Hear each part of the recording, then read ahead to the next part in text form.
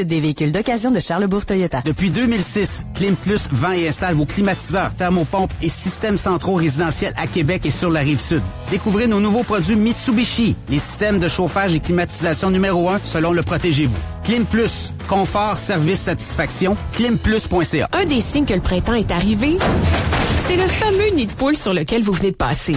Nos routes sont loin d'être parfaites, mais heureusement pour l'entretien de votre véhicule, Desharnais, c'est juste parfait. Et jusqu'au 23 juin, obtenez une remise de 70 $ à l'achat de 4 pneus Nokian Tires sélectionnés. Pour la tranquillité d'esprit en toutes circonstances, Nokian Tires, c'est un parcours exceptionnel. Détails et prise de rendez-vous en ligne sur desharnais.ca. Pour le service, la mécanique et vos pneus, Desharnais, c'est juste parfait. Envie de vous gâter? Offrez-vous les frites bien croustillantes et le savoureux fromage en grains frais du jour de la fromagerie Victoria. Des poutines décadentes, toujours débordantes de fromage, fait de lait à 100%, 5 choix de sauces et plusieurs spécialités, comme la fameuse poulet popcorn, l'incontournable expo ou l'érablière pour profiter pleinement du temps des sucres. Pour la poutine la plus délicieuse et la plus généreuse en ville, en famille ou entre amis, c'est toujours Fromagerie Victoria à Saint-Nicolas, Laurier Station, Lévis, Le Bourgneuf, Galerie de la Capitale et Beauport. Votre projet cette année? Obtenir votre licence d'entrepreneur en construction. Groupe GSC.com vous offre une formation ultra innovatrice et hybride. Inscrivez-vous et suivez votre formation en ligne, en classe ou combinez les deux. Un encadrement hors pair, des formateurs compétents, une équipe dynamique. Une seule adresse. Groupe GSC.com. La façon la plus simple d'obtenir votre licence RBQ. Groupe GSC.com. 1995 Frank Carrel, suite 101, formé pour bâtir. Choix. 98. Radio X. À Québec, c'est Radio X. Faites-vous votre propre opinion.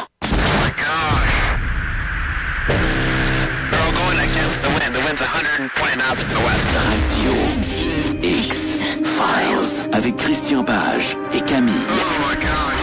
Radio X.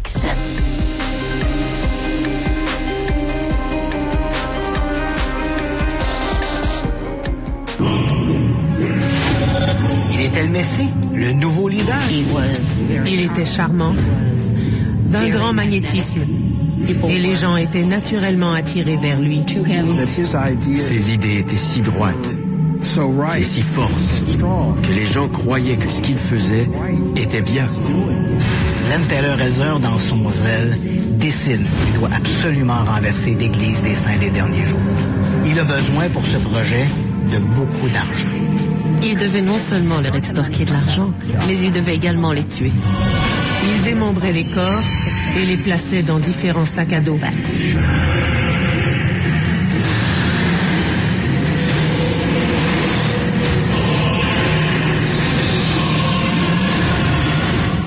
Bonsoir et bienvenue dans cette édition du jeudi, la dernière de la semaine de Radio X-Files. Et comme vous l'entendez, mais non, c'est pas Camille qui est là ce soir, elle filait pas. C'est moi, Louis, qui va vous accompagner, mais inquiétez-vous pas. La star du show est là, bien sûr. Salut Christian, comment ça va? Salut Louis, ça va bien. Alors ce soir, on parle des enfants du tonnerre. Exact. Et on vient d'entendre un extrait, en fait, c'était le générique du début de l'émission Crime occulte que j'ai fait il y a quelques années à Dossier Mystère, pas à Dossier Mystère, mais à Canal D, là où je présentais également Dossier Mystère. Et donc, on avait fait un volet sur les tueurs, dit les Children of Thunder, les enfants du tonnerre. Donc, c'est une histoire que j'avais couverte. Je m'étais rendu en Californie, j'avais rencontré les policiers, tout ça. Puis on avait fait un bon volet là-dessus. Et bon, c'est un crime qui s'inscrivait dans cette série, là, des crimes occultes, qui étaient caractérisés par des tueurs dont les motivations étaient un peu ésotériques, mystiques, occultes. Et dans ce cas-là, c'était une mystique, disons, assez proche du christianisme ou des croyances religieuses chrétiennes, hein, parce qu'on est dans l'Église mormone, c'est les saints des derniers jours. Et bon, évidemment, c'est une tangente, là, c'est pas l'Église mormone est une Église qui est un peu parallèle à l'Église chrétienne. Il faut se rappeler que le Messie est un certain Joseph Smith qui aurait eu une révélation divine et Dieu l'aurait guidé vers des tablettes, un peu comme Moïse qui a les 10 tablettes avec les 10 commandements. Dans le cas de Joseph Smith, il va trouver des tablettes en or avec des nouvelles règles imposées par Dieu, et ce Joseph Smith va devenir le Messie à l'origine de ce nouveau mouvement religieux qui est le mouvement religieux dit des saints des derniers jours, mais qu'on appelle dans le langage courant les Mormons, qui sont très présents, principalement notamment à Salt Lake City, qui est un peu là où se trouve le temple le plus important de l'Église mormone.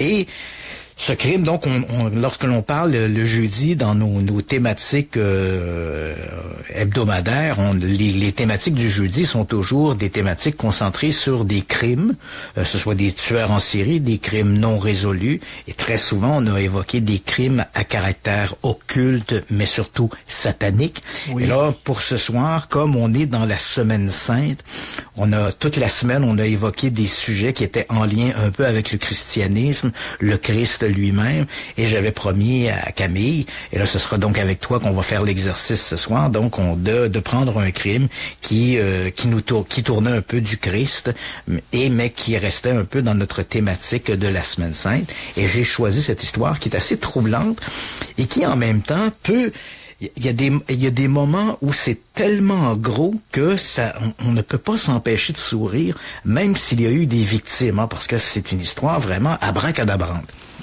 J'ai hâte. Donc, on va commencer tout de suite cette série-là pour, de manière policière, si je puis dire, là, le premier coup de pied dans la ruche se produit le 3 août de l'an 2000. Donc, ce matin-là, on est aux lueurs de l'aube, il est à peu près 5 heures du matin, des résidents d'une petite ville qui s'appelle Woodacre, qui se trouve dans le Marin County, on est au nord de San Francisco. Donc, des gens entendent une série de détonations. Et principalement, ce sont les gens qui habitent sur la rue le Redwood Drive qui entendent ces détonations. Faut te le dire, Woodacre, c'est une petite communauté où il y a à peu près aucune criminalité ou très peu. Le dernier crime qui avait été commis là est remonté aux années 70. Oh. Donc même si on est proche de San Francisco, les gens diront oui, mais bon, San Francisco, c'est une grande ville, très cosmopolitaine. On sait qu'il y a eu des histoires de crimes épouvantables à San Francisco, mais même si on est près de San Francisco, ici on peut dire que Woodacre, c'est vraiment une ville dortoir. Donc les gens sont éloignés. Voilà, donc les gens sont un peu étonnés d'entendre ces détonations au petit matin. Donc rapidement, on appelle les services de police qui se rendent sur place. Et effectivement, on va trouver en fait, c'est comme une dépendance d'une maison unifamiliale. Il y a une garçonnière, en fait, une toute petite maison là, qui est liée à ça.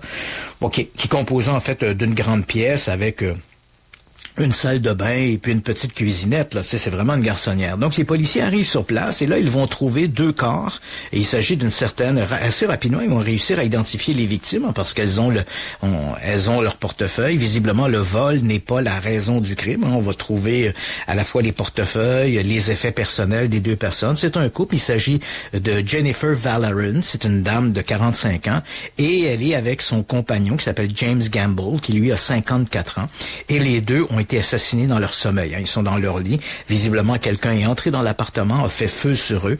Éventuellement, le médecin légiste va déterminer que ce sont des balles de 9 mm qui ont été tirées dans leur direction. Et donc, les policiers constatent que les 2 victimes, au moment de leur arrivée, les 2 victimes sont déjà mortes. Là.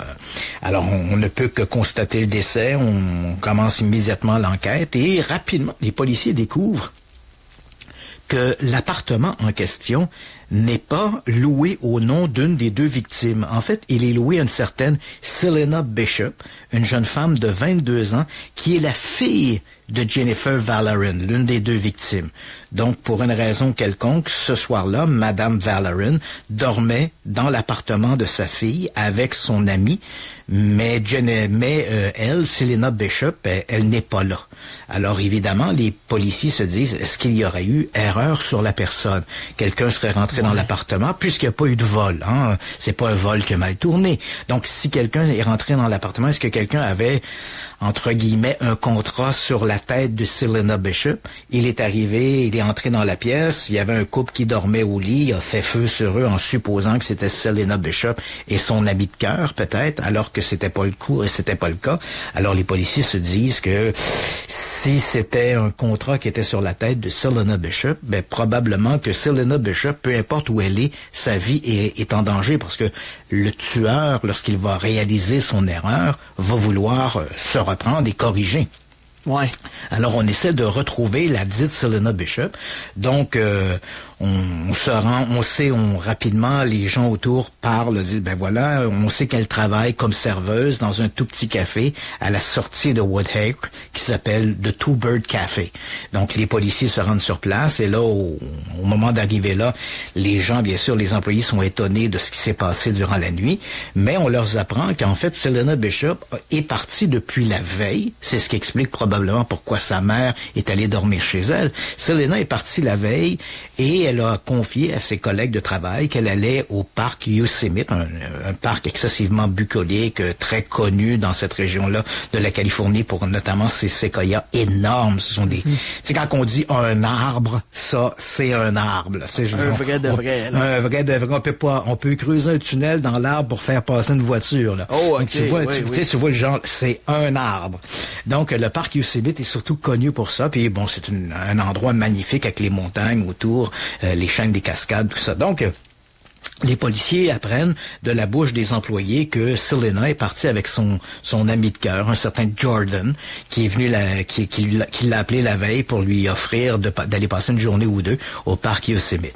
Donc, les policiers savent que Selena Bishop a avec elle ce qu'on appelle un Padgett, là, un téléavertisseur. Hein. Je sais qu'aujourd'hui, c'est plus à la mode, là, mais dans les années 2000, on en voyait. Alors, les policiers prennent le numéro de téléphone de Selena, le numéro de son téléavertisseur et immédiatement la contactent sur le téléavertisseur. Mais il n'y a pas de réponse. Donc, on répète les appels, toujours pas de réponse. Évidemment, là, on commence à craindre pour la vie de Selena Bishop. Ouais. Et on se dit, bon, on va essayer de voir si on peut pas rejoindre son compagnon, si on peut pas rejoindre Selena, puisqu'elle est soi-disant partie au parc Yosemite avec son ami, un certain Jordan. Si on peut savoir qui est le Jordan en question, peut-être qu'on pourrait essayer de le joindre lui. Et là, on découvre, les policiers, en parlant avec les employés du Two Bird Café, on leur demande, OK, le compagnon de Selena, son ami de cœur, c'est... là, les gens disent, c'est Jordan. Mais Jordan qui? On le sait pas. Et Jordan habite où? On le sait pas. Ça va bien. On se dit, ça va pas très bien. Il semble un peu mystérieux, ce Jordan. Hein? Quand on parle avec les employés, on connaît pas son nom. La seule chose que les amis peuvent dire, ils l'ont jamais vu. La seule chose qu'ils peuvent dire... à propos de... en fait, personne ne l'a vu, en fait, au moment où les policiers sont là, mais il y a quand même quelques employés qui l'ont vu. Mais ces gens-là disent, on l'a vu, mais on ne sait pas qui il est. La seule chose que l'on sait à propos de lui, c'est ce que Selena nous en a dit. Et elle nous a dit qu'il habitait à Concord, qui est de l'autre côté de la baie de San Francisco. Et apparemment, il vivrait dans une maison avec son frère cadet. Mais on n'en sait pas plus. Alors, les policiers, donc, pendant toute la journée, vont continuer vont mener un peu leur enquête et vont continuer d'essayer de contacter Selena Bishop à travers son téléavertisseur. Toujours pas de réponse. Alors, pendant ce temps-là, d'autres policiers fouillent la scène de crime. Hein. Donc, le couple Jennifer Vallorin et son ami James Gamble ont été sortis de l'appartement, envoyés à la morgue. Donc, les policiers commencent le travail d'investigation. Par où est entré le ou les tueurs? Ont-ils pris quelque chose? Ont-ils laissé des traces derrière eux? Et là, en fouillant dans les effets personnels, notamment de Selena Bishop, les policiers vont trouver son journal personnel. Donc, elle y rapporte de manière presque quotidienne ses pensées, ses sentiments, et elle a quelques entrées à propos de Jordan. Encore une fois, elle ne donne jamais son nom complet, elle dit seulement Jordan, et elle dit, elle est inquiète. On sent que la relation vacille un peu, a du plomb dans l'aile. Visiblement, ce qu'elle reproche à Jordan, c'est d'être un homme mystérieux. Apparemment, il lui cache des choses. Et elle le communique, elle le confie à son journal. Et elle dit aussi, à un moment donné, une phrase qui est assez mystérieuse. Elle dit, est-ce que nous pourrons continuer d'être ensemble après ton grand projet? Donc, à 2 ou 3 reprises, elle fait référence à grand projet, mais sans détailler qu'est-ce que c'est que ce grand projet. Ouais, alors là, les policiers prennent ça en note, c'est étrange, le grand projet. Et là, comme on n'a pas d'autres pistes à suivre, puisque Selena Bishop ne répond pas à son téléavertisseur, les policiers n'ont d'autre choix qu'en fin de journée d'émettre un avis de recherche pour le véhicule de Selena Bishop, qui est une petite Honda Accord 1984, grise métallisée. Et là, on communique la plaque d'immatriculation, le 4 CDQ 822, et là, on cherche ce véhicule. Et là, l'enquête à ce moment-là, j'allais dire, est au point mort, mais quand même, ça ne fait qu'une journée, là, donc c'est pas vraiment au point mort, là. Tout ça se passe très Tout rapidement. ça se passe le 3 août, là. Tout ce que je viens de te raconter se passe le 3 août 2000. Le 4 août, donc le lendemain, les employés du Two Bird Café, là où travaille Selena Bishop, contactent les policiers pour leur dire que, en fouillant, dans le restaurant, ils ont trouvé un petit placard, et là, ils ont trouvé là-dedans un sac qui appartenait à Selena Bishop, et à l'intérieur de ce sac, il y a son téléavertisseur. C'est ce qui explique pourquoi elle ne répond pas. Là, on peut voir sur le téléavertisseur 12 appels téléphoniques en provenance de la police de Marin County. Mais bon, comme elle n'a pas son téléavertisseur avec elle, faut pas s'étonner qu'elle ne pouvait pas répondre. Alors là, les policiers se rendent au café en question, récupèrent le téléavertisseur, et là, se mettent à regarder les autres numéros de téléphone qui sont affichés dans le téléavertisseur. Et rapidement, ils vont trouver un numéro qui revient régulièrement, dont le code est le 925. Or, le code correspond à la ville de Concord. Et si on se réfère à ce que les employés ont dit, c'est que le fameux Jordan habitait, selon les dires de Selena, de l'autre côté de la baie, à Concord. Alors, les policiers se disent, est-ce que ce numéro de Concord pourrait être justement celui de ce mystérieux Jordan? Alors, les policiers commencent à faire quelques recherches, et l'on découvre que le numéro en question correspond à celui, non pas d'un Jordan, mais d'un individu qui s'appelle Glenn Taylor Elzer. Alors là, on se dit, bon, c'est qui ce Glenn Taylor Elzer? Les policiers vont, de leur côté, vérifier les registres pour les immatriculations. Et là, ils tombent sur la photo du fameux Glenn Taylor Elzer. Et ils sont surpris, parce que toi, comme moi d'ailleurs, si tu regardes ta photo de ton permis de conduire, là, c'est toujours des photos où on a l'air quasiment d'un prisonnier. Ouais, faut pas sourire. Faut pas sourire, on regarde la caméra, puis merci, bonsoir. Or, dans le cas de la photo de ce Glenn Taylor Elzer, il a les cheveux un peu ébouriffés. Il regarde la caméra au moment de la prise de la photo, les yeux grands ouverts, là, très très grands, là, exagérément ouverts, et il a la bouche grande ouverte également, comme une espèce de cri. Là, tu sais. C'est vraiment une photo très étrange. Tu sais. Et c'est rare qu'on voit ce genre de photographie sur un permis de conduire. Bref, les policiers tirent une photo, un double de la photo, retournent au Two Bird Café, et là, à ce moment-là, on montre la photo aux employés, et certains d'entre eux, comme je l'ai mentionné, l'ont vu, eux, le Jordan. Même si c'est un personnage mystérieux, à 1 ou 2 reprises, il est venu chercher Selena, ou il est venu au café prendre un café avec Selena, donc ils l'ont vu, et en voyant la photo, même si la photo est un peu étrange, avec une mimique dans le visage, tout ça, les employés reconnaissent cet individu-là, ce fameux Glenn Taylor Elzer, comme étant le fameux Jordan. Évidemment, les policiers se posent la question, mais pourquoi, si depuis des mois, ils fréquentaient Selena Bishop, pourquoi avoir utilisé un pseudonyme, hein? Puis pourquoi tout cet aspect un peu mystérieux qui entoure sa personne, tu sais? Alors, éventuellement, les policiers se disent que ce Glenn Taylor Elzer est peut-être un individu d'intérêt. Il est peut-être lié, d'une part, au double meurtre qui s'est produit à Woodacre, ou bien il est peut-être aussi responsable de la disparition de Selena, parce que là, au moment où on se parle, on est rendu le 4. En théorie, Selena est partie le 2. Elle devait partir 24 ou 48 heures. Elle est toujours pas de retour. Donc là, on commence un peu à s'inquiéter. Les jours passent. Les policiers ont besoin d'un mandat, évidemment. Ils vont aller chercher ce mandat. Et le 7 août, ils ont un mandat. Là, il faut quand même se rappeler que le 7 août, on est 4 jours après les assassinats. On est 6 jours après la disparition de Selena Bishop. Et elle n'a toujours pas donné signe de vie. Alors là, les policiers sont de plus en plus inquiets. Le couple assassiné dans son appartement, Selena qui disparaît. Donc, on a encore plus de raisons d'être suspicieux envers ce fameux Glenn Taylor Elzer. Donc, les policiers, le 7 août, débarquent à Concord. Ils sont accompagnés de la police de Concord, parce que tu comprends qu'on n'est pas dans la même juridiction. On a d'un côté, là où les meurtres ont eu lieu, dans le petit appartement, on se trouve à Woodacre. Comme je t'ai mentionné, c'est une petite communauté assez dortoir qui se trouve dans le comté de Marin, le Marin County. Donc, ce sont les policiers de Marin County qui enquêtent. Et là, on doit se rendre à Concord, qui est une ville de l'autre côté de la baie, donc dans une autre juridiction. Donc, les policiers de Concord, ça peut paraître un peu étrange ce que je te dis là, mais tu vas voir que ça va jouer un rôle assez important dans l'histoire. Donc, les policiers de Concord, comme c'est leur juridiction, ils agissent un peu comme les entremetteurs, hein, comme le pont. Ouais. Qui permet aux policiers de Marin County de débarquer sur place. Et donc, le 7 août, à 6 heures, parce que selon les règles aux États-Unis, tu peux pas faire de descente avant 6 heures. Donc, à 6 heures, les policiers entourent la maison. Et là, on frappe à la porte, on entre pratiquement de force, comme on le voit là, dans les films américains, la police, puis ils défoncent la porte.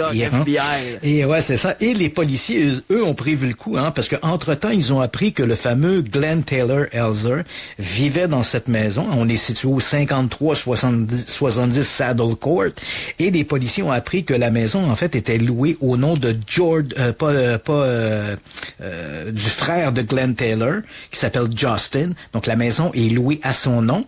On sait que Glenn Taylor Elzer vit là avec son frère cadet, donc Justin, qui a loué la maison à son nom. Et ils savent également qu'il y a une femme qui vit là, qui s'appelle Dawn Godman. Donc, ils savent qu'il y a minimalement 3 personnes dans la maison. Les policiers vont donc entrer de force très rapidement. Ils vont maîtriser Justin Elzer et Don Goldman. Et pendant ce temps-là, d'autres policiers qui étaient derrière la maison voient une fenêtre à l'arrière s'ouvrir. Un homme sauter par la fenêtre. Il est littéralement en bobette. Et là, il tente de fuir. Les policiers le forcent à se coucher sur le sol. Et là, on le menotte en bobette.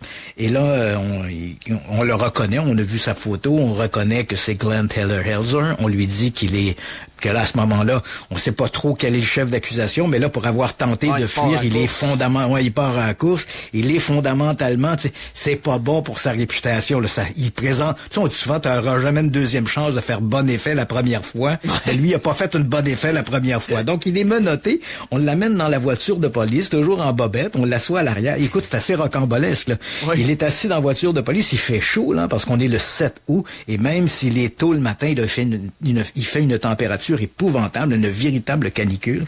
Donc, on assoit Glenn Taylor Elzer sur la banquette arrière, et là, on lui dit qu'on le détient pour l'interroger sur un double meurtre qui est survenu 4 jours plus tôt de l'autre côté de la baie, à Woodacre, et que on veut le questionner à ce sujet-là, et aussi à propos de Selena Bishop. Ce fameux Glenn Taylor Elzer reconnaît qu'il connaît Selena Bishop. Là. Il est pas au courant du meurtre. Là. Il dit, moi, je suis pas au courant de ça. Mais il dit, effectivement, je connais Selena, c'est ma copine. Là, on lui parle du fameux voyage qui était supposé de l'accompagner à Yosemite Park. Et là, il dit, on y a pas été, on devait y aller, puis on s'est disputé, puis un est parti de son côté, puis moi de mon côté, puis on s'est pas reparlé depuis. Donc, tu vois, il commence un peu à patiner. Mais comme il fait très, très chaud, les policiers, eux, de leur côté, veulent continuer de fouiller les lieux en question. Alors, On laisse Glenn Taylor Elzer dans la voiture de police avec une patrouilleuse qui est au volant. Et Glenn Taylor demande si on peut ouvrir la fenêtre un peu parce que bon, il est en train d'étouffer dans la voiture. Ben, crois-le ou non, il y a un tout petit espace, hein. Il y a une ouverture à peu près de 8 pouces qui est fait là par la fenêtre, dans la fenêtre de. On a baissé la fenêtre, il y avait à peu près un espace de 8 pouces. Ben Glenn Taylor Elzer réussit à se faufiler dans ce trou-là, sort de la voiture et se sauve en courant. Alors la policière se lance derrière lui, il saute 2 ou 3 clôtures, disparaît dans des jardins, entre dans une maison et là. En entrant dans la maison, il y a une dame qui est assise à sa table de cuisine, elle a un café dans les mains. Il rentre là, s'empare d'un couteau sur le comptoir et là lui dit « Je veux ta voiture ». Est-ce qu'il est encore menotté à ce moment-là? Oui. Et là, en bobette dit, aussi? En bobette. Il dit « Je vais avoir ta voiture ». Et là, la dame lui dit « Ben, je peux pas te donner ma voiture ».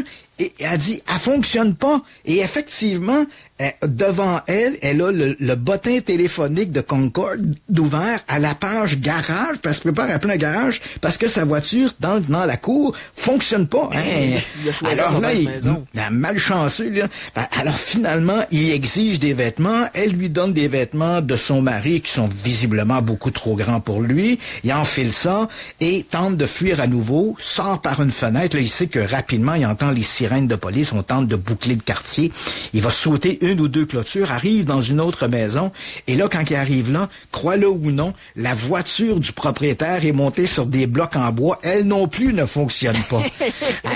Deux en deux, là. Il ressemble... C'est vraiment pas sa journée. C'est rocambolesque, là. Et là, tu essaies de l'imaginer avec ses vêtements beaucoup trop grands pour lui, là. Il ressaute 1 ou 2 clôtures, mais il part dans la mauvaise direction, se retrouve directement sur le boulevard, et là, il y a 4 voitures de police qui sont là. On lui dit, ben là, tu te couches, tu bouges plus. Là, il se fait rattraper, mais cette tentative de fuite est un peu rocambolesque. Donc, les policiers arrêtent à nouveau Glenn Taylor Elzer et on l'amène au poste pour l'interroger. Et là, on se pose la première question, mais qui est Glenn Taylor Elzer? Oui. C'est un personnage très curieux. Hein. Il est né le 26 juillet 1970. Il est l'aîné d'une fratrie de 3 enfants. Donc lui, il est l'aîné. Il a un frère, Justin, qui est un peu plus jeune que lui de 2 ans. Et il a le 3e enfant de la famille, est une fille plus jeune. Et sa famille, ils sont tous membres de l'Église de Jésus-Christ des Saints des Derniers Jours. Donc la fameuse Église mormone. Ce sont des gens qui sont très impliqués dans cette communauté religieuse. Et les Elzer ont la bougeotte. Hein? Donc, ils vont déménager du Michigan au Kentucky, ils vont revenir au Michigan, et pour finalement s'installer à Concord. Et là, à ce moment-là, ben évidemment, ils vont rejoindre la congrégation locale des Saints des Derniers Jours. À ce moment-là, le jeune Glenn Taylor Elzer, c'est un petit garçon, là, il a 7 ou 8 ans, mais il y a quelque chose, hein, il est le favori de sa mère. C'est un petit garçon qui est très éveillé, très brillant, très articulé. En fait, il fait un peu l'admiration de toutes les mères du quartier. Hein. C'est le petit garçon qu'on voudrait avoir. Hein. Ouais. Et sa mère ne cesse de répéter, hein, parce que bien sûr, on assiste à toutes les réunions religieuses, tout ça. Et la mère de Glenn Taylor arrête pas de répéter aux autres mères de la congrégation qu'elle est persuadée que son fils est destiné, il est presque un élu de Dieu. Et elle est convaincue qu'il est destiné à de grands horizons, à de grands desseins au sein de l'Église. Donc, il va être éduqué de cette manière-là, hein, donc avec l'idée qu'il va éventuellement prendre un poste important dans la congrégation. Donc, il va grimper dans la hiérarchie religieuse de l'Église des Saints des Derniers Jours. Et puis, à l'âge de 19 ans, comme le veut le programme, donc si tu veux devenir éventuellement pasteur, tu dois faire une espèce d'incursion comme missionnaire. Et c'est exactement ce que va faire Glenn Elzer. À 19 ans, il s'engage comme missionnaire. Il est envoyé pour 1 année au Brésil. Et là, il fait de l'évangélisation, il s'occupe à la fois de dispensaires, il s'occupe également d'écoles, d'éducation, avec tout un autre groupe également de jeunes de l'Église de Jésus-Christ des Saints des Derniers Jours. Ils sont tous là et font ce œuvre d'éducation et d'évangélisation. Mais Glenn Taylor Elzer est un zélé. les gens diront après, les autres membres de la congrégation, les autres jeunes qui sont là, même si tu es membre d'une église religieuse, même si tu fais partie d'une communauté religieuse particulière, une communauté religieuse qui est pour certains assez fondamentaliste, dans l'église de Jésus-Christ des saints des derniers jours, là, ce sont des gens qui font une lecture relativement textuelle des écrits religieux. Là. Il n'y a pas beaucoup d'interprétations, donc pour certains c'est un peu des fondamentalistes religieux. Mais évidemment, t'es au Brésil, t'es avec une gang de jeunes qui ont 18, 19 ans, 20 ans, ils sont là missionnaires, même s'ils sont membres de l'église mormone. Ouais, tu peux être un fou pareil. Là. Un homme reste un homme, Ben oui. un jeune homme reste un jeune homme, tu comprends? Avoir 20 ans, c'est pas un défaut, c'est un état. Donc, Donc les jeunes sont là, bien sûr, ils voient de jeunes brésiliennes, ils ont quelques réflexions sur leur aspect physique, sur leur courbe. Certains d'entre eux vont un peu s'enivrer, s'amuser. On est loin finalement de la maison mère, et comme le dit quand les chats sont partis, les souris dansent. Donc eux sont un peu. Mais Glenn Taylor Elzer, lui, est contre ça. Il est vraiment un puriste. Okay. Il se dresse au milieu de ses collègues, Bible à la main, leur rappelle qu'ils sont pas là pour avoir du plaisir, que Dieu les voit, puis ils vont brûler en enfants. Tu sais, les jeunes disent, lâche un peu, là, tu sais, prends ça lousse, là, tu sais. Mais on voit qu'il les zèle. Bref, peu à peu, cet intégrisme, je veux pas utiliser le mot de mauvaise façon, mais c'est clairement une forme d'intégrisme dans lequel va glisser Glenn Taylor Elzer. Et là, il commence à s'apercevoir que quand il en parle autour de lui, parce qu'il y a des comptes rendus qui sont faits à la maison mère, tout ça, et les gens de la congrégation, les autres gens des Mormons, trouve pas ça si grave, finalement. Parce que, tu sais, même si l'Église de Jésus-Christ des Saints des derniers jours nous annonce la venue, que bientôt il y aura l'avènement, le retour du Christ, lui, Glenn Taylor Elzer, a l'impression que les gens, les Mormons, sont en train de travestir le message de Joseph Smith. Il a l'impression que dans le fond, on n'y croit pas trop au retour du Christ, qu'on est prêt à faire des accommodements raisonnables, pour utiliser un mot à la mode. On fait des accommodements raisonnables. On permet à des jeunes un peu de s'enivrer, d'avoir un peu de plaisir, sans trop jouer la police.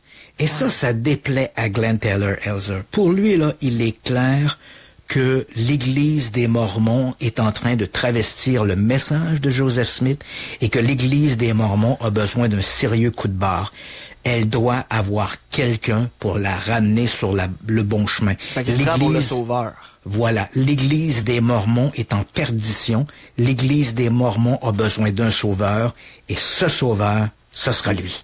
Donc, c'est sa mission. Donc, il revient aux États-Unis plus zélé qu'il l'était avant. Il fait, même durant les congrégations, les homélies, tout ça, il est là, puis il se lève, puis il va reprocher au pasteur en chair de dire vous travestissez le message. Il s'en prend à peu près à tous les membres de la congrégation. On le surprend même sur le parvis du temple, de faire ses propres homélies pour essayer de convaincre les gens que l'Église des Mormons est en perdition, ce qui lui vaut bien sûr des tapes sur les doigts, en disant, écoute, lâche un peu du lousse. Donc à ce moment-là, il va toujours dans ce zèle, il va quand même se marier avec une femme qui n'est pas au départ membre de la congrégation des Mormons. Elle s'appelle Anne. C'est une jeune femme qu'il a connue, un amour de jeunesse. Il va s'unir à elle. Elle va se convertir à l'Église mormon. Il va se marier, il va avoir une enfant avec elle, il va également se trouver un petit boulot dans une maison de courtage, qui est la maison de courtage Dean Witter.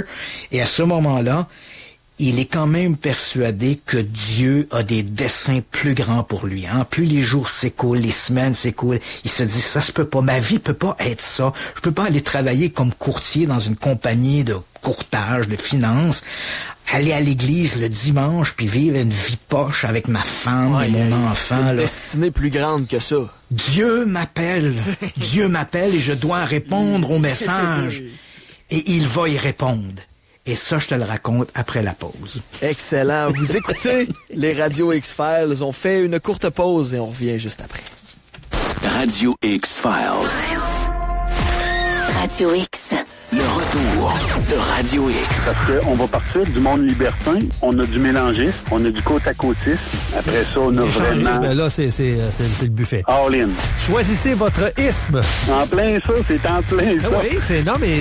Ça, ce sujet-là? Ben, non. Chercher une ouverture chez Dan. Mais j'aime beaucoup le sujet. Le retour de Radio X. Lundi au vendredi, 14h30. Radio X. Présenté par Honda de Giro. Facile et flexible. Pour un Honda neuf et d'occasion, c'est Honda de Giro. Obtenez un plus gros montant pour votre véhicule d'échange avec Honda de Giro de Montmagny. Ouvert le samedi. HondaDeGiro.com. J'ai une très bonne nouvelle à vous apprendre. Le Charbon Steakhouse annonce le retour de ses dîners du mercredi au vendredi. Amenez vos clients, vos collègues, vos amis à dîner dans l'ambiance unique de la gare du Palais. Grand stationnement intérieur disponible. On réserve sur charbon.ca. À titre de la banque officielle de la communauté de la défense canadienne, BMO met tout en œuvre pour donner aux membres de cette communauté les moyens d'améliorer leurs finances. Nous leur offrons des services bancaires sans frais mensuels et des rabais réservés aux employés sur les prêts hypothécaires, en plus de la possibilité de résilier un prêt hypothécaire sans pénalité en cas d'affectation.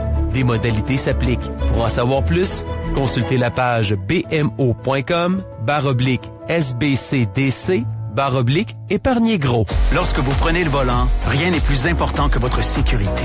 Et c'est exactement ce que vous offre Subaru grâce à la traction intégrale symétrique à prise constante de série. Pour en savoir plus sur nos véhicules, visitez sans tarder votre concessionnaire. Chez nous, c'est Subaru. Le printemps vous attend chez Sport Expert. Jusqu'au samedi 8 avril, profitez de 20% de rabais sur les grandes marques athlétiques Nike et Reebok. Détails en magasin ou sur sportexpert.ca. 10 pouces, 5 $. 10 pour ou 5 $. 10 pouces, 5 $. 10 pour ou 5 $. Rendez-vous chez Tour Jardin Québec, cherchez votre laitue romaine vivante. 10 pouces de mini romaine pour seulement 5 $. Oui, 10 salades mini romaines, 5 $ seulement. Cueillis devant vous de nos tours aéroponiques. Zéro pesticides, 100% naturel. 10 pouces, 5 $. 10 pour ou 5 $. Devant le Costco Sainte-Foy, tourjardinquebec.com. Accueillez le printemps grâce aux milliers de chutes de prix chez Walmart. Économisez 2 $ sur une bouteille de 2,6 litres de jus Simply Orange, seulement 4,97 $ chez Walmart. Besoin de raviver la flamme? Stress ou anxiété en termes de sexualité? Notre mission, trouver le produit le mieux adapté à vos besoins et ce, toujours au meilleur prix. Depuis 26 ans, c'est Planet X. 6 succursales sexo-éducatives à Québec pour vous servir. MonPlanetX.com. Vous voulez vendre votre maison? SimonLaberge.com. Les courtiers immobiliers numéro 1 au Québec du palmarès Via Capital. Ils ont les connaissances, l'expérience et le réseau de contacts. Vous voulez vraiment vendre votre maison? SimonLaberge.com, courtier immobilier Via Capital. SimonLaberge.com. Il y a des magasins de meubles qui créent de super décors pour que tu puisses imaginer que le meuble va être beau chez toi. Bah imagine plutôt combien ça fait grimper le prix de ton fauteuil. Ouf. T'habites pas dans le magasin, alors pourquoi tu le paierais? Jusqu'au lundi de Pâques, on paie les 2 taxes sur tous les meubles et matelas à prix régulier. Meubles RD, 34 magasins partout au Québec. Des meubles de qualité à prix inégalé. Bière et frites vous offre la grosse poutine à 6,99 le jeudi. Le voisin, lui, le jeudi, il est bien découragé. Bière et frites vous offre aussi une pinte de Bud Light de 50 pour 3,49. Le voisin, lui, il commence à être bien tanné d'entendre parler de bière et frites. Bière et frites vous offre avec votre poutine préférée pour emporter une caisse de grosse bière à 35,99. Ben oui, de la grosse comme à taverne, à la maison. Le voisin, lui, il est déjà rendu chez Bière et frites. Bière et frites, goût imbattable, prix imbattable, même pas moche. La circulaire d'avril est arrivée chez Mondou. Du 30 mars au 9 avril, épargnez jusqu'à 15 $ sur toute la nourriture sèche Hills Science Diète pour chatons ou chiots. Visitez nos magasins ou le mondou.com pour profiter de toutes nos offres. Capsule recrutement. Groupe ABS est en période de repêchage pour ses bureaux de Québec et de Trois-Rivières. On recherche des techniciens en génie civil et des chargés de projet en géo-environnement. Fait partie d'une équipe gagnante travaillant sur les plus grands chantiers de la région. Visite groupeabs.com. Capsule recrutement. Escalier de la Chaudière recrute. Vous êtes menuisier, amoureux du travail bien fait? Profitez d'un poste de 40 heures par semaine avec un salaire conforme au décret de la construction. Intégrez l'équipe d'Escalier de la Chaudière. Envoyez votre CV au info@commercialebdlc.com. Capsule recrutement. Cette semaine, écoute Radio X. Radio X. Tu pourrais gagner tes billets pour Dépêche Mode le 9 avril au Centre Vidéotron dans le cadre de sa tournée Memento Mori. Dépêche Mode au Centre Vidéotron le 9 avril 2023. Billets en vente maintenant sur gestev.com et ticketmaster.ca. Une présentation de Live Nation et Gestev. Radio X-Files. Avec Christian Page et Camille. Radio X. On est de retour dans les Radio X-Files. C'est moi, Louis, qui remplace Camille ce soir. Mais bien sûr, Christian Page est là. On était rendu où? On en était à notre Glenn Taylor Elzer qui commençait à s'enliser dans une vie monotone. Oui. Et il sentait l'appel de Dieu, lui qui rêve éventuellement de sauver l'Église mormone de cette dérive. Alors éventuellement, il décide de prendre le taureau par les cornes. Il abandonne sa femme, réussit à se faire donner un papier du médecin comme de quoi il est en dépression, ce qui lui permet donc de cesser de travailler chez Dan Wither, cette maison de courtage, tout en continuant de recevoir finalement une partie de son salaire, puisqu'il est placé un peu comme sur une liste d'accidentés du travail. Donc il continue de faire ça et il vend des amphétamines dans des soirées rave. Et tout ça, pour lui, l'idée c'est d'accumuler de l'argent pour éventuellement lancer son grand projet. Il est toujours dans cette mouvance de délire où je dois recréer ou reconstruire l'Église mormone. Durant cette période-là, il va rencontrer dans les soirées rave, il va rencontrer une jeune femme, Carrie Mendoza, qui est une superbe femme, et il la convainc de se convertir au striptease. Ce qu'elle fait, et là il se dit, j'ai déjà une stripteaseuse, il lui demande de recruter certaines de ses amies pour faire de la prostitution, pardon, et là il se dit, dans son rôle de pimp, de souteneur, il pourra avoir plus d'argent pour monter son projet de renverser l'Église mormone. Évidemment, ça peut paraître étrange, parce que tu dis, le gars il fait dans la prostitution, la drogue, il veut renverser une Église mormone. Mais il se dit, tu sais, qui veut la fin prend les moyens, et Dieu va me pardonner. Même si je m'égare, Dieu va me pardonner. Mais son histoire de groupe de prostituées, ça fonctionne pas. Donc, finalement, il va recruter son frère Justin, qui est un peu plus jeune que lui, et qui lui voue un véritable culte. Toute sa vie, Justin a vu son frère aîné comme l'élu. Sa mère n'a pas cessé de le répéter. Puis, visiblement, l'autre qui tient le discours d'être le sauveur, Justin l'a avalé la couleuvre. Et ils vont également recruter les deux frères Elzer vont recruter une jeune femme, une infirmière qui s'appelle Dawn Godman, qui est une mormone elle aussi, mais une mormone puis là quand je dis mormone, je veux pas que ça paraisse péjoratif, mais on comprend que c'est une adepte de l'Église des Mormons. Et c'est une jeune femme qui se cherche, Elle est pas très séduisante, elle est, j'allais dire boulotte, mais c'est plus que ça, là. Elle fait de l'obésité morbide, elle est, donc elle a une très faible estime d'elle. Et ce Glenn Taylor Elzer va la forcer à s'inscrire dans des séminaires de croissance personnelle qui consistent finalement à briser la personne. T'en as peut-être déjà vu ou entendu parler. On prend la personne, on la met au milieu des gens, puis on lui crache dessus littéralement toutes sortes d'insultes avec l'objectif de briser cette personne-là et de la reconditionner.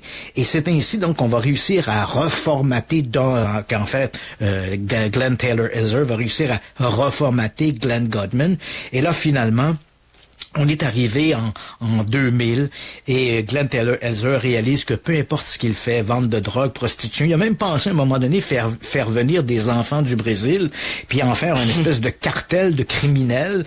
Puis là, il s'est dit non, moi j'abandonne ces projets-là, ça fonctionne pas. Alors, il lui vient l'idée de l'extorsion. Ça, l'extorsion, ça semble un bon projet. Oui.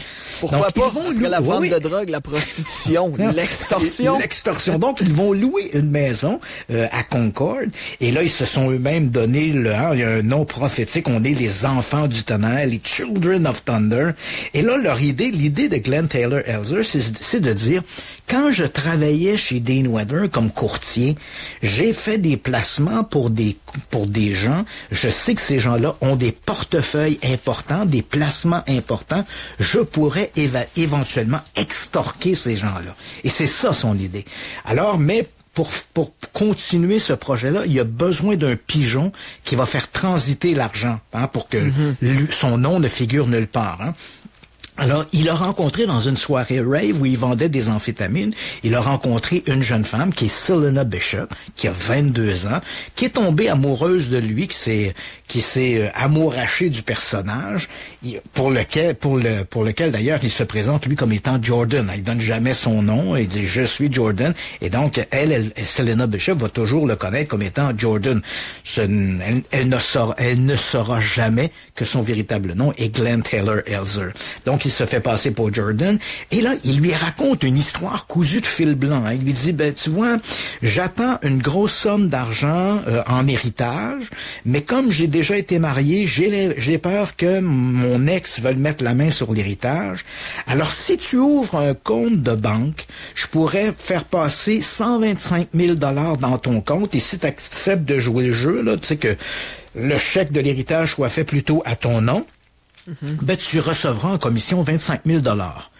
Selena Bishop, 22 ans, elle se dit, c'est un bon deal. C'est un bon deal, hein, pourquoi? Puis elle avale un peu cette histoire-là, même si ça paraît un peu cousu de fil blanc, ça lui semble assez bon. Et là, ils ont déjà décidé, nos Children of Thunder ont déjà décidé que le jour J serait le 30 juillet 2000. Alors, ils auront besoin d'un alibi pour ce soir-là. Ils vont contacter une autre jeune femme, une certaine Deborah McLaughlin, qui, elle, Deborah, est un peu amoureuse en secret de Glenn Taylor Elser. Et Glenn lui dit, tu vas te rendre ce soir-là, le 30 juillet, tu vas aller au cinéma, tu vas acheter 4 billets pour la projection du film X-Men, et tu vas dire que tu es allé au cinéma avec moi, mon frère et Don Godman, et tu vas être notre alibi. Elle accepte de jouer le jeu. Alors arrive finalement ce 30 juillet, ils ont établi quelle sera leur cible. Ça va être un couple, Ivan et Einette Steinman, lui a 85 ans, Madame Steinman a 78 ans. Ils habitent eux aussi Concorde, pas tellement loin de là où on louait la maison les Children of Thunder. Et donc, le 30 juillet, en soirée, les deux frères Elser se présentent chez les Steinman. En frappant à la porte, tu comprends que M. Steinman ouvre la porte, puis là, il voit sur le pas de la porte Glenn Taylor Elser. Il le reconnaît comme étant le courtier qui s'est occupé de ses affaires chez Dean Weather. Il l'aime bien, il a fait des bons placements, mais il est quand même surpris de le voir sur le pas de la porte avec un autre homme. Alors Glenn Taylor Elser dit, voilà, bonjour M. Steinman, ou plutôt bonsoir, voici, ça c'est mon frère Justin. J'aurais une proposition d'affaires à vous proposer. Donc, M. Steinman ne se doute de rien, laisse entrer les deux hommes dans la maison, son épouse est là, et là, dès qu'ils ont le dos tourné, il sort un pistolet 9 mm, et du bout du canon, les oblige à se rendre dans le garage et de monter à bord ils ont une camionnette, donc de monter à bord de la camionnette, et à partir de là, ils vont se rendre à la maison, à Saddle Court, qu'ils ont loué, là, à quelques pâtés de maison de là, et là, ils vont les détenir. Il faut savoir qu'à ce moment-là, on est un dimanche soir. Ils sont détenus avec un pistolet. Donc, c'est un couple âgé quand même. Là. Lui a 85 ans, puis elle a 78 ans. Là. Donc, c'est un couple de gens âgés. Ils sont terrifiés. Et Glenn Taylor Elser lui dit que lui, il a besoin d'argent pour quitter le pays. Okay. Et il lui dit, je sais que vous avez de l'argent, je sais que vous avez un portefeuille d'au moins 100 000 $. Alors, il dit, ce que je veux, c'est que vous liquidiez vos actions. Et que cet argent-là, vous nous la transférez. Donc, on accepte. Dès le lendemain matin, à 6 heures du matin, on est donc le 31 juillet, on est le lundi, il est 6 heures du matin, Don Godman se rend au téléphone, à une cabine téléphonique. Même s'il est 6 heures du matin en Californie, tu comprends qu'il est 9 heures du matin sur la côte Est. Oui. Donc, les bureaux de Dan Weather viennent d'ouvrir sur la côte Est. Et ils sont tous reliés par informatique, eux autres, là. Donc, Don Godman téléphone sur la côte Est au bureau de la firme de courtage Dean Weather et elle dit « Je suis Madame Steinman, nous avons un portefeuille d'actions d'à peu près 100 000 $. On veut les liquider et on veut que tout ça nous soit transféré dans notre compte. » Alors la compagnie dit OK, on peut faire ça. On leur dit qu'il y aura bien sûr une pénalité pour une liquidation aussi rapide, mais que ils peuvent faire ça en avant-midi. Parfait. Cette partie-là du plan a fonctionné. Retour à la maison, les Elser, toujours avec la pointe du revolver, forcent les Steinman à faire 2 chèques pour un total de 100 000 $. Donc un chèque de 33 000 $ et un autre chèque de 60 000 $. Et ces 2 chèques-là doivent être faits au nom de Selena Bishop, qui, elle, entre-temps, sans le savoir, a ouvert son fameux compte de banque, étant persuadée que ça servirait à y déposer une soi-disant somme d'argent irritée. Hein, c'est ça, elle, qu'elle pense. Alors, à partir du moment où ils ont les 2 chèques, ils entraînent, là, ils ont les chèques, Selena Bishop, au nom de Selena Bishop, 33 000 et 67 000. Ils amènent les Steinman dans la salle de bain. Bon, je vais te passer un peu les détails sordides, d'autant plus que le temps file à grande vitesse. Je me doute bien de ce qui s'est passé là. Il les assassine, les découpe en morceaux avec des scies. Écoute, c'est épouvantable. Il tranche la gorge. Un meurtre crapuleux. Et à partir de là, ils ont les 2 chèques. Là. Ils vont demander à Don Godman de se rendre dans une banque, hein, la California Federal Bank, où les Steinman ont un compte, et elle se rend là. Et là, elle raconte, c'est assez curieux, elle arrive avec un survêtement de jogging vert, un chapeau de cow-boy, une chaise roulante. Leur idée, c'est, si j'arrive en chaise roulante, personne ne va se douter que c'est une fraude. Hein? On suspecte jamais un handicapé. Bon, c'est quand même un peu curieux. Bref, elle arrive à la banque. Et là, écoute, là, ça devient presque loufoque. Elle s'en va voir la gérante de la banque. Et elle dit à la gérante, elle dit, bon, ben voilà, elle dit, moi, la gérante s'appelle, c'est une certaine Vicky Sexton, elle dit, bon, ben voilà, moi, elle se présente comme une certaine Jackie, elle dit, je m'appelle Jackie, je suis une bonne amie de Selena Bishop, dont j'ai 2 chèques à l'attention ici entre mes mains, ces chèques viennent des Steinman, et là, elle raconte une histoire, elle dit, les Steinman sont son parent avec Selena Bishop, ce sont des oncles et une tante, Selena Bishop est pas venue encaisser les chèques elle-même parce qu'elle est à l'hôpital et elle doit avoir une opération. Donc, c'est moi qui est chargé de faire la transaction. Donc, je veux que vous vérifiez. Vous allez voir qu'il y a 100 000 $ qui a été déposé de la compagnie de Fiducie Weather dans le compte des Steinman. Je veux que les 2 chèques soient encaissés et transférés dans le compte de Selena Bishop. Donc, ça paraît un peu tiré par les cheveux, et tu comprendras que la gérante de la banque qui écoute cette histoire-là se dit, mais qu'est-ce que c'est ça, t'sais? Avec raison. Et là, elle dit, ben là, écoutez, on peut pas transférer 100 000 $ comme ça. Fait qu'elle dit, je vais faire quelques vérifications. Elle dit, donnez-moi 24 heures. Mais là, tu comprends que Don Godman vient de donner les chèques, hein, elle les a plus en main, elle les a donnés à Mme Sexton. Elle a plus les chèques, puis elle lui a donné également un papier avec un bordereau qui permet d'avoir accès au compte ouvert par Selena Bishop. Mm-hmm. Et là, elle a plus ces papiers-là entre les mains. Elle peut pas dire à la gérante, alors donnez-moi les chèques, là. Non. Fait qu'elle dit, là, la gérante dit, ben, donnez-moi 24 heures pour on vérifie ça. Alors, Don Godman quitte la banque en furie, toujours dans sa chaise roulante, retourne à la voiture, met ça dans le coffre arrière et retourne à la maison. Et là, elle dit au frère Elser, elle dit, là, j'ai donné les chèques, j'ai donné le bordereau. Et là, évidemment, il y a une colère qui s'installe. Mais là, elle dit, en théorie, demain, ça va être réglé.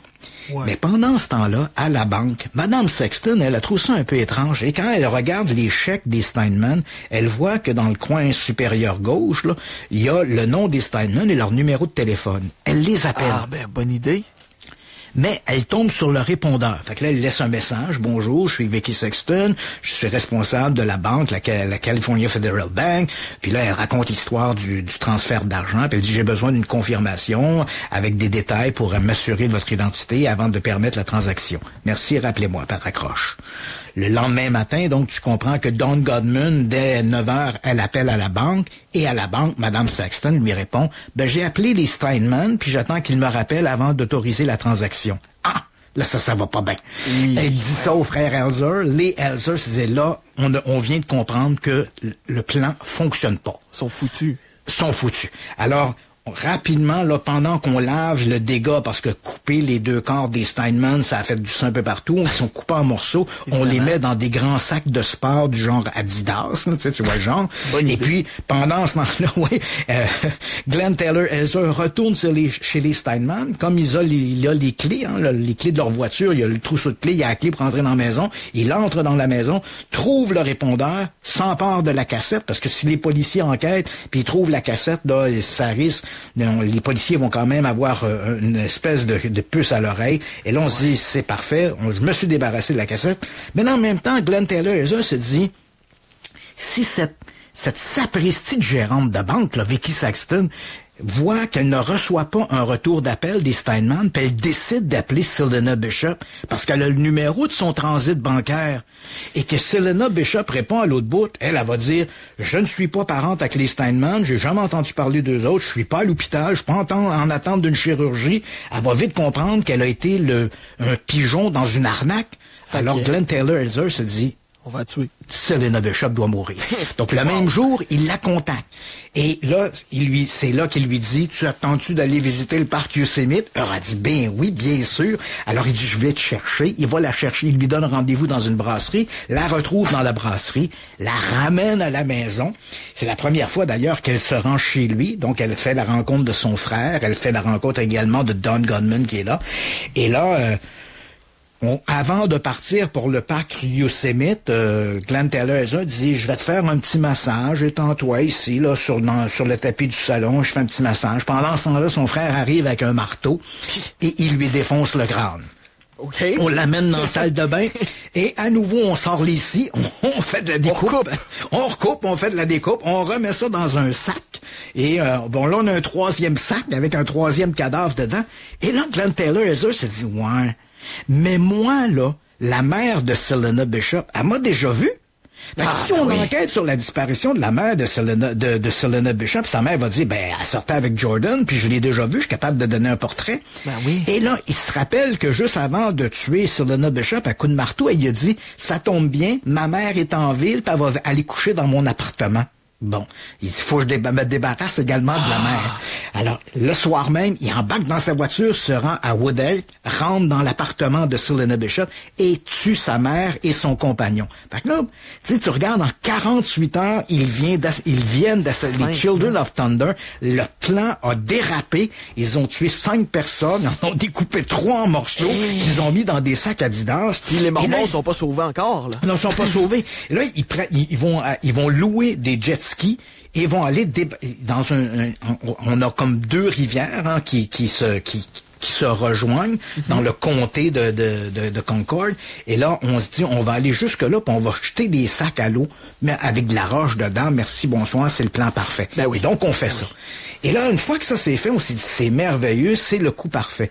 Mais ce qu'on s'attend pas, c'est que le lendemain matin, les policiers qui enquêtaient sur le double meurtre viennent frapper à la porte, entrent dans la maison. C'est là que Glenn Taylor Elzer tente de s'enfuir. Il est arrêté et il est interrogé pour le double meurtre et la disparition de Selena Bishop.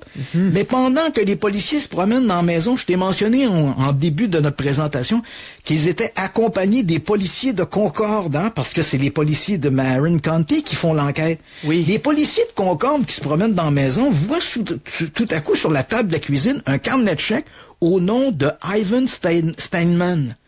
Et là, il se dit, hey, il y a 2 jours, il y a une Madame Steinman qui a appelé au poste de police pour signaler la disparition de ses parents. Est-ce que tout ça pourrait être relié?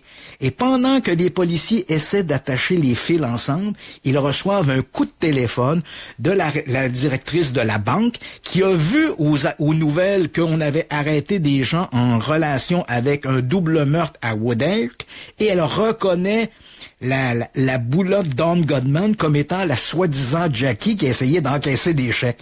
Fait que là, les policiers disent, mais c'est incroyable, quelle histoire! Oui. Quelle histoire et toutes sortes de rebondissements. Alors qu'ils sont en train de rattacher les cordes ensemble, il y a des gens, les sacs avec les bouts de cadavres commencent à remonter à la surface. Donc, on trouve les sacs de cadavres et on découvre effectivement que c'est des bouts de bras, des bouts de jambes qui appartiennent à Selena Bishop, qui appartiennent au couple Steinman. Et là, ben, éventuellement, tu comprends, et là, je dois rapidement filer parce que je vois qu'il est 19h58, mais éventuellement, tous ces gens-là seront accusés de ces 5 homicides, vol, extorsion, tout ça, et ils seront éventuellement, Don Goodman va accepter pour une peine plus légère de témoigner contre les frères Elzer. Elle va être condamnée à 38 ans de pénitencier. Les 2 frères Elzer seront condamnés tous les 2 à la peine capitale, donc la peine de mort pour les crimes qu'ils ont commis. Et en 2010, 2010, Justin Elzer va tenter de se suicider dans sa cellule en se plantant des crayons dans les yeux. Il va survivre, il va survivre avec cette tentative. Drôle de façon de vouloir se suicider. Pas la meilleure méthode, là. Non, c'est pas la moins douloureuse. Donc, il va survivre à cette tentative. Malheureusement, il va rester aveugle. Et en 2013, il va récidiver, mais cette fois-là, il va réussir. Il va se pendre dans sa cellule. On est en 2013. Et au moment où on se parle, donc 2023, j'ai vérifié cet après-midi, Glenn Taylor Elzer est toujours détenu dans le corridor de la mort en Californie en attente de son exécution. Et Dawn Godman est elle aussi toujours derrière les barreaux. Et sa prochaine demande de libération conditionnelle devrait avoir lieu à l'été 2024. Excellent. Hey, merci beaucoup, Christian. C'était fascinant du début à la fin. Ben merci beaucoup. Là, j'ai dû pédaler, mais on arrive dans le bon temps. Oui. Alors sur ça, bonne soirée, bonne continuité. Puis pour nous, on reprend le flambeau la semaine prochaine. Yes, bon week-end de Pâques. OK, toi aussi. Salut. Radio X Files. Radio X. Ouellette en direct. Ouais, nous en France, on s'est bien relaxé là. Mais tu sais, c'est des affaires que je sais pas. Moi, je fais ouais. Nous, c'est courant quoi. On peut se gratter la bouse tranquille quoi. Mais une sabbatique, c'est entre 6 mois et 1 an. Je vais retourner voir mémé. Vous êtes tellement gossant. Pardon? Je pige pas le truc. Ouellette en direct. Lundi au vendredi, 11h30. Radio X. Présenté par Oricom Internet. Centre des données, solutions courriel, connexion Internet résidentielle ou affaires. Pensez aux spécialistes ici, à Québec, Oricom Internet. Visitez oricom.ca. L'appel d'un nouveau téléphone a sonné? Avant d'y répondre, allez donc faire un tour chez Mobile Clinic pendant l'événement Échangez votre sel. Votre vieux téléphone pourrait vous rapporter plus que vous pensez. En plus, on vous offre 50 $ de rabais supplémentaires quand vous échangez un appareil admissible et que vous activez votre nouveau téléphone chez nous. Nos techniciens professionnels s'assureront aussi de supprimer tous vos renseignements personnels de façon sécuritaire. Visitez une boutique Mobile Clinic ou mobileclinic.ca pour obtenir une estimation gratuite. Des conditions s'appliquent. Ce printemps, le tracteur compact BX23S de Kubota vous aidera à vraiment tout faire sur votre propriété. Obtenez un tracteur BX durable avec un chargeur et une rétrocaveuse pour seulement 425 $ par mois pendant 72 mois. Consultez votre concessionnaire Kubota pour plus de détails. Sainte Plus est arrivé chez IGA. Sainte Plus? Je pensais que c'était pour le cinéma. Et maintenant, c'est aussi pour l'épicerie. Ah ouais? Je vais-tu voir des vedettes? Vous allez voir plein de produits vedettes qui vont vous permettre d'accumuler des points Sainte Plus. Ça vaut la peine. 1000 points, c'est 10 $ d'épicerie gratuite chez IGA. OK, wow! Ça, c'est arrangé avec le gars des vues. Non, le gars des fruits. Et cette semaine, chez IGA, c'est l'événement Plus de points. Il y a jusqu'à 175 000 points à accumuler. C'est un bon moment pour se gâter. Sainte Plus, maintenant chez IGA.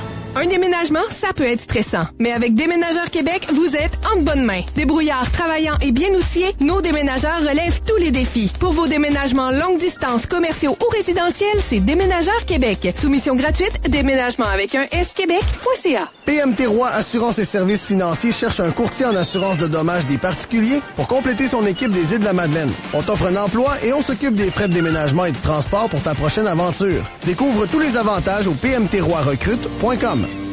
Vous voulez vendre votre maison? SimonLaberge.com. Les courtiers immobiliers numéro 1 au Québec du palmarès Via Capital. Ils ont les connaissances, l'expérience et le réseau de contacts. Vous voulez vraiment vendre votre maison? SimonLaberge.com, courtier immobilier Via Capital. SimonLaberge.com. Sans mon super énergique d'Adrien Gagnon, c'est tellement difficile d'avoir de l'énergie toute la journée. Mais je le trouve plus en pharmacie. Ben voyons, c'est rendu Energex Boost avec une formule améliorée. Maintenant, sans parabènes ni colorants. C'est juste la boîte qui a changé. Elle est devenue mauve et carrée. Mais ça contient toujours les mêmes 30 ampoules sécuritaires. C'est exactement au même endroit à la pharmacie. Si seulement t'étais capable de t'ouvrir les yeux un peu. Toujours lire l'étiquette et suivre le mode d'emploi. Il y a des magasins de meubles qui créent de super décors pour que tu puisses imaginer que le meuble va être beau chez toi. Bah imagine plutôt combien ça fait grimper le prix de ton fauteuil. Ouf. T'habites pas dans le magasin, alors pourquoi tu le paierais? Jusqu'au lundi de Pâques, on paie les 2 taxes sur tous les meubles et matelas à prix régulier. Meubles RD, 34 magasins partout au Québec. Des meubles de qualité à prix inégalé. Le printemps est arrivé chez le grossiste Le Frigo. Et qui dit printemps dit saison du crabe des neiges et du barbecue. Vous régalez au meilleur prix, ça vous dit? Le grossiste Le Frigo est une épicerie regroupant boucherie, poissonnerie, fruiterie, fromagerie et charcuterie. Le tout jusqu'à 30% moins cher qu'ailleurs. Pour panier d'épicerie à bon prix et un festin qui fait rimer meilleur coût avec meilleur goût, c'est le grossiste Le Frigo derrière le centre Vidéotron à 2 pas du Grand Marché. Le grossiste Le Frigo, meilleur goût, meilleur coût.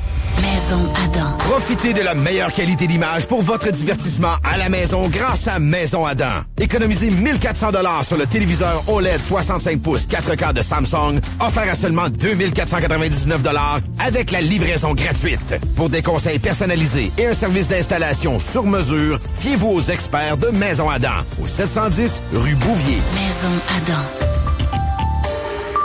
Bienvenue dans la technologie. Capsule. Radio X. Supporte ses partenaires. Chez Meuble RD, tu paies pour le meuble et pas pour la beauté du magasin. Jusqu'au lundi de Pâques, Meuble RD paie les taxes sur tous les meubles et matelas à prix régulier. Meuble RD, 34 magasins partout au Québec.